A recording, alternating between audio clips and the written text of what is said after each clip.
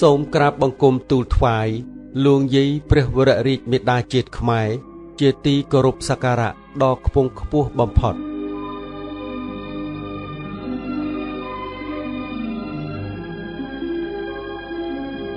ក្នុងឱកាសដ៏មហាអ្នកខត្តឫក្សនៃព្រះរាជពិធីបុណ្យចម្រើនប្រជន្មាយុគម្រប់89យាងចូល90ព្រះវស្សារបស់លួងយាយព្រះវររាជមេដាជាតិខ្មែរ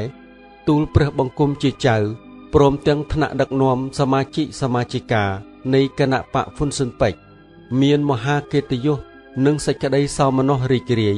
សូមព្រះបរមរាជនុញ្ញាតដ៏ខ្ពង់ខ្ពស់លំអោនកាយក្រាបថ្វាយបង្គំ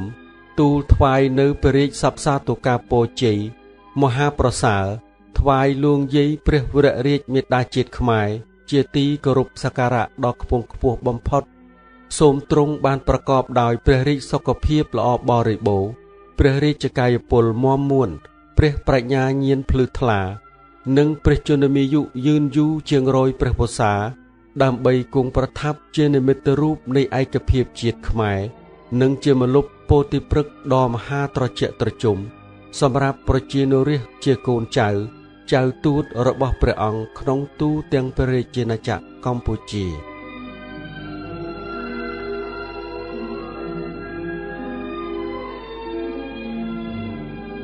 ឆ្លៀតក្នុងឱកាសប្រកបដោយសិរីសួស្តីជ័យមង្គលមហាប្រសើរនេះទូលព្រះបង្គំយើងខ្ញុំសូមចងចាំជានិច្ចនៅព្រះរាជគុណូបការៈដ៏ថ្លៃថ្លារបស់លួងយាយព្រះវររាជមេដាជាតិខ្មែរជាទីគោរពសក្ការៈដ៏ខ្ពង់ខ្ពស់បំផុតដែលបានដង្ហែព្រះករុណាព្រះមហាវីរក្សត្រព្រះបរមរតនកោដ្ឋសម្ដេចឪសម្ដេចតាសម្ដេចតាទូតក្នុងព្រះរាជបូជនីយកិច្ចទាមទារឯករាជ្យបង្រួបបង្រួមផ្សះផ្សាជាតិនិងការអភិវឌ្ឍមាតុភូមិកម្ពុជាឲ្យមានសន្តិភាពមានការរីកចម្រើនថ្កុំថ្កើងជារៀងរហូតមកដល់បច្ចុប្បន្ននេះ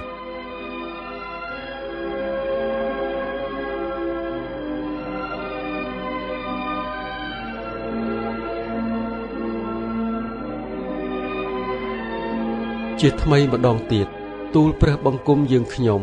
សូមឧទ្ទិសបួងសួងដល់គុណបុណ្យព្រះរតនត្រ័យទេពតារក្សាព្រះមហាស្វេតឆ័ត្រព្រមទាំងព្រះបារមីវត្ថុស័ក្តិសិទ្ធិក្នុងលោកជាពិសេសសូមដេជះបារមីដួងព្រះវិញ្ញាណក្ខន្ធព្រះបរមរតនកោដ្ឋសូមជួយបីបាច់ថែរក្សាកំពីនិងប្រោះព្រំប្រសិទ្ធិពរជ័យគ្រប់ប្រការថ្វាយលួងយាយព្រះវររាជមេដាជាតិខ្មែរជាទីគោរពសក្ការៈដ៏ខ្ពង់ខ្ពស់បំផុតសូមទ្រង់ជៀសផុតពីរោគាព្យាធិទាំងពួងនិងសម្រេចបាននៅព្រះពុទ្ធពរ4ប្រការ